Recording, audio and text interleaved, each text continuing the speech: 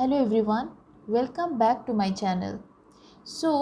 We have so far seen land and labor as two important factors of production with respect to farming in Palampur. Today we will see capital, which is another important factor for any production activity. So what is the need of capital for farming? Now, when we say capital, we mean physical capital, which includes both fixed and working capital. Okay. Now, we know that in Palampur, earlier people were using traditional methods for plowing, harvesting and so on. For all the farming things, they were using traditional methods. So basically, the farming was labor intensive. Okay. Most of the things were done manually. Whereas now, after the introduction of modern farming techniques with the use of tractors, harvesters, threshers, these all mechanization require what? You need to invest more money in these equipments. Okay, for all these equipments, you need to spend huge amount of money. Now these are fixed capitals, but there is more to it.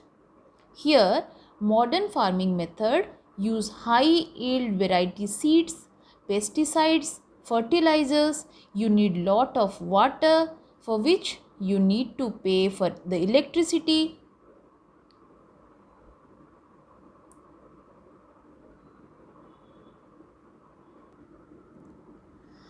For tractors, you need fuel and so many other things. So for all these expenses, what do you need?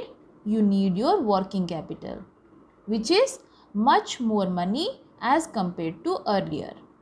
That means the modern farming method has now become capital intensive, which needs huge amount of money. So where from the farmers will get the money? The small farmers who have very small plots with them can barely manage to meet the needs of their family. Now they have no accumulated money or savings with them, which they can use for their farming needs. So what do they do now? They have to borrow the money. From whom? Either from the large farmers or from the village money lenders, or maybe from the traders. Now who are the traders here? They are the ones who supply the various inputs for farming. Okay.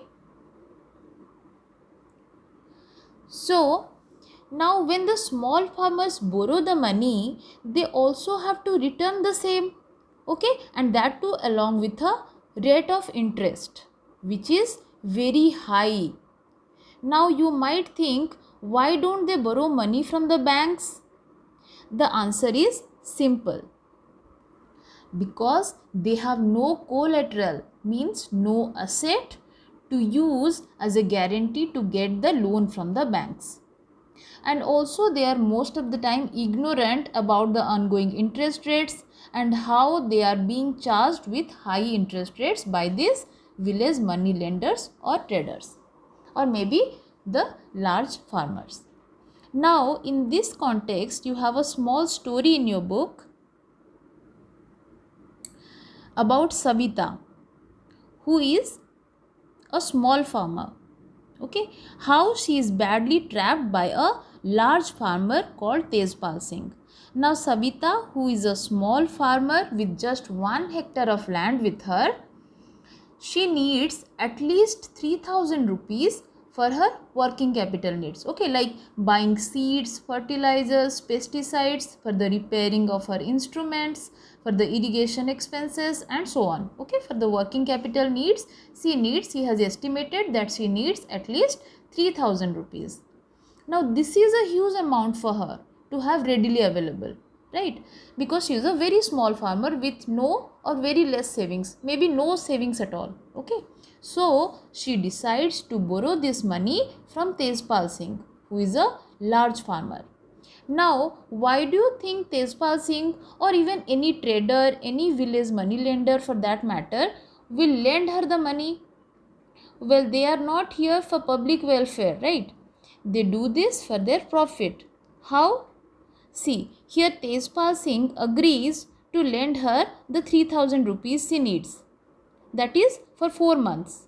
But the interest rate that he charges,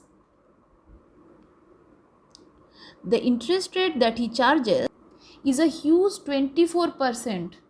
Now, this is not all. Not just that, he has also made her promise that she will work on his field as a farm laborer during the harvest season. That too for merely 100 rupees per day, which is 1/3 of what she is supposed to get, because the minimum wage is 300 rupees per day as decided by the government, right? Now imagine Savita's situation. What is Savita's situation here? Just imagine, she is a mother of 3 children. So she has her household responsibilities, right? Plus she has to work as a farmer in her own field. Plus she will work as a farm laborer in Tezpal Singh's farm. Plus the burden of returning the money with such a huge interest rate, that too within the stipulated time. And in case she fails to return the money, which is very often the case, because her annual output is just enough to feed her family, she has nothing over and above that. So she is going through a tremendous pressure, okay, mental pressure, tremendous mental pressure she has to undergo. Okay, that means she is definitely going to be trapped under this debt. So how difficult her life is. And now this is not only the situation of Savita, but this is the situation of most of the small farmers in many villages of India. Okay. But what about the medium and large farmers? They don't need to borrow the money for their farming needs, because we already know they have bigger plots. So they often get surplus. They often get surplus in the form of output from their farm. Now what is surplus here? It is the excess crops or grains or pulses that they get from their farm, which is much more than what they need for their family. Okay, over and above the need of their family, whatever they get, that is their surplus. So what do they do with this surplus? They sell these items, whatever the grains, the pulses, whatever it is, these surplus items they sell in the market and earn good amount of money.